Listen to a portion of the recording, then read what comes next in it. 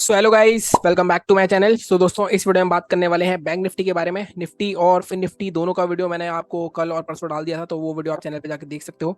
Bank Nifty एक बहुत ही interesting stage पे है। कहीं ना कहीं यहाँ से या तो 1000 पॉइंट का फॉल आ सकता है या फिर मार्केट साइडवेज हो सकता है। बुलिश मैं अभी इतना नहीं देख रहा हूँ मार्केट को, खासकर जबकि ग्लोबल मार्केट्स लाइक थोड़े नेगेटिव लग रहे हैं हमें। एसजीएक्स निफ्टी मैंने कल भी दिखाया था आपको, 100 पॉइंट के आसपास डाउन दिख रहा है वहाँ पे। तो कहीं ना कहीं मार्केट में एक नेगेटिव मोमेंटम आ सकता है और अच्छा खासा 1000-1500 पॉइंट का फॉल और आ सकता है बैंक निफ्टी में। बट वो कैसे होगा, क्या हमारे लेवल्स होंगे, कहाँ हम बाय करेंगे, कहाँ हम सेल करेंगे, इन सारे लेवल्स के बारे में डिटेल में बात करते हैं। तो जैसा हम हमेशा करते हैं, सबसे पहले चलते हैं अपनी वीकली और डेली एनालिसिस पे, और उसके बाद हम करेंगे अपनी इंटरडे की एनालिसिस। तो गाइस, सबसे पहले मैंने लगा लिया वीकली चार्ट, और वीकली चार्ट में अगर हम देखें तो लास्ट वीक भी हमने इस बारे में बात करी थी कि कहीं ना कहीं मार्केट में जब भी ये ट्रेंड लाइन बनती है, वीकली ट्रेंड लाइन, इसका थर्ड टच अभी भी पेंडिंग है। मैंने लास्ट वीक भी, अगर आप मेरा वीडियो देखोगे तो वही सेम बात हमने करी थी। लेकिन अभी भी इस वीक हमने ये भी बात करी थी कि मार्केट में एक हॉल्ट आना चाहिए, क्योंकि मार्केट में ऑलरेडी बहुत अच्छी खासी स्ट्रॉन्ग रेड कैंडल बन चुकी है।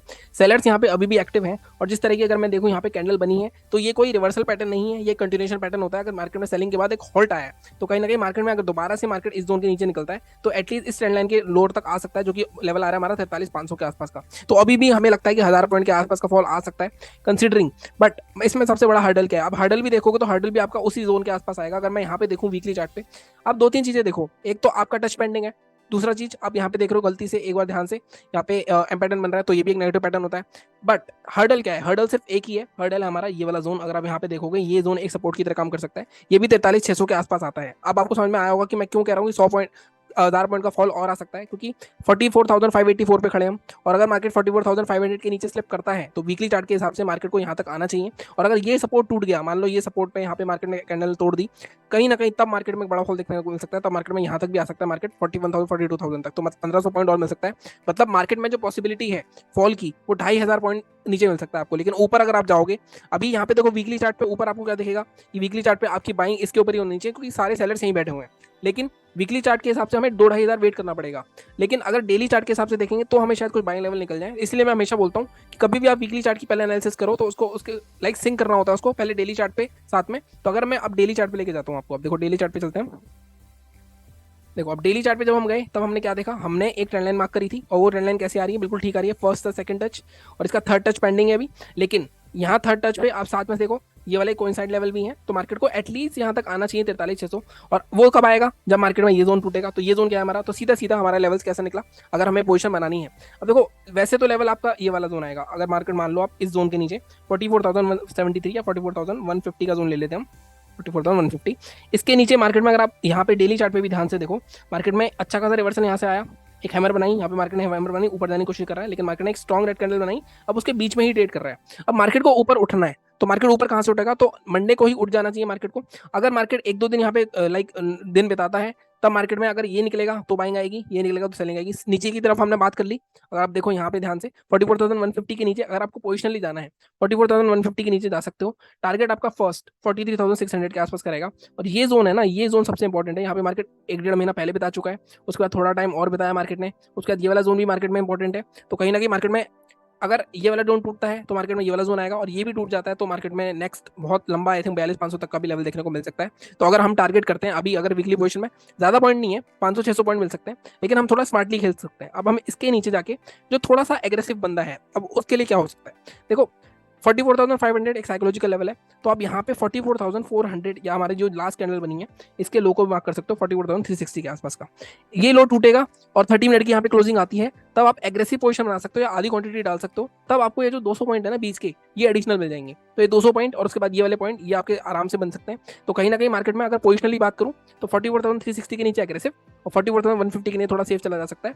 तो आपको ये 600-700 पॉइंट हो सकता है एक ही दिन में मिल जाए, एक दिन में आपका टारगेट आ जाए। और मैं हमेशा बोलता हूँ कि एक दिन में अगर आपका टारगेट आ गया, तो आप टारगेट बुक करना है या फिर ट्रेल करना है। आपको ये नहीं कि आपको छोड़ देना है, क्योंकि बैंक निफ्टी जितनी बड़ी कैंडल एक दिन में आपको रेड दिखा देगा, उससे डबल बड़ी कैंडल आपको ग्रीन दिखा सकता है। इतना मादा रखता है बैंक निफ्टी। तो बैंक निफ्टी बहुत वोलेटाइल है क्योंकि, ठीक है। डेली चार्ट पे हमने क्या देखा? वीकली और डेली चार्ट के लेवल्स हमारे सिंक हो गए सेलिंग के। बाइंग अगर आपको करनी है, तो अब देखो बाइंग के लिए मेरा जो मानना है, मार्केट में अगर आप देखोगे तो ये पूरा जोन, अगर आप देखोगे ये पूरा जोन पूरा चौपी जोन है। ये पूरा चौपी जोन पहले भी रह चुका है, और इसके ऊपर ही अगर आप देखोगे मार्केट में क्या हो रहा है यहाँ पे अगर आप देखो, ये 45,000 का बहुत ही स्ट्रॉन्ग रेसिस्टेंस है। तो मेरे हिसाब से बाइंग जो हमारी होनी चाहिए वो 45,050 के ऊपर ही होगी, इससे ऊपर नहीं होगी। इसलिए मैं कह रहा हूँ बाइंग की साइड थोड़ा सा मेरा रुझान कम है, क्योंकि बाइंग के लिए आपको थोड़ा वेट करना पड़ेगा। सेलिंग की साइड ग्लोबल मार्केट भी गैप डाउन चल रहे हैं, तो सेलिंग की साइड थोड़ा ज्यादा आ सकता है।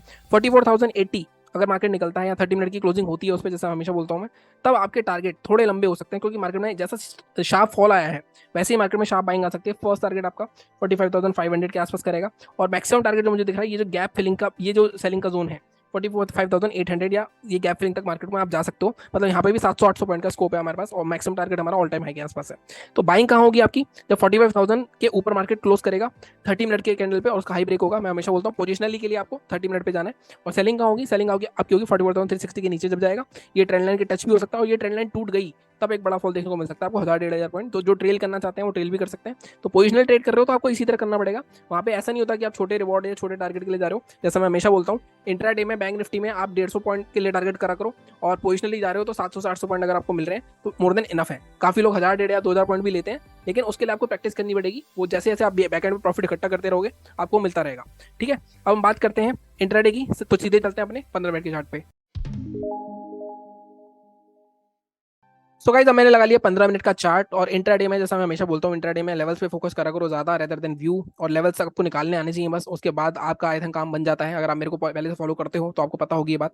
अब यहाँ पे अगर आप बात करें तो यहाँ पे अगर आप देखो, आपको सीधा सीधा अगर आप 22 तारीख से चार्ट देखोगे तो आपको एक चीज नजर आएगी कि मार्केट एक रेंज में घूम रहा है।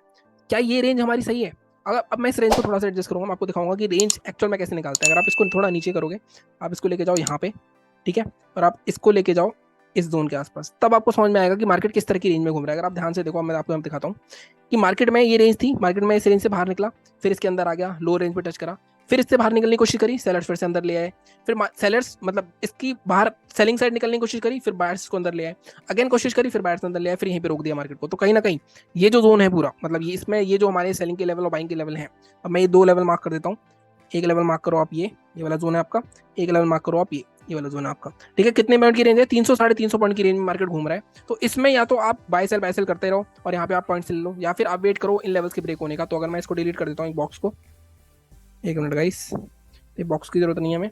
तो अब यहाँ पे हमें देखना है कि हमारे लेवल्स बिल्कुल सही तरह से काम कर रहे हैं नहीं कर रहे। देखो 44,763 के ऊपर बाय करोगे, बिल्कुल सही लेवल है।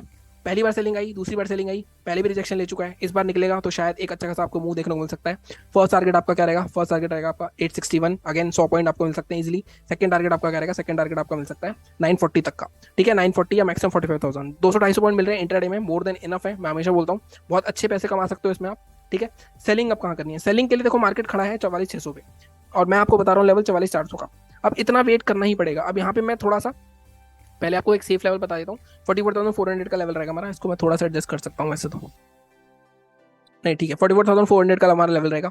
टारगेट हमारे यहाँ तक के रह सकते हैं 272 तक के, मतलब यहाँ पे भी आपको 200-250 पॉइंट मिल सकते हैं। फर्स्ट टारगेट इस केस में क्या रहेगा? 400 की इंच। अगर आप देखो ये जो लो दिख रहा है हमें 336, या इसको हम ले लेते हैं 330 के आसपास का। ठीक है, सेकंड टारगेट आपका 272, मतलब यहाँ पे 150 पॉइंट के आसपास मैं दे रहा हूँ आपको।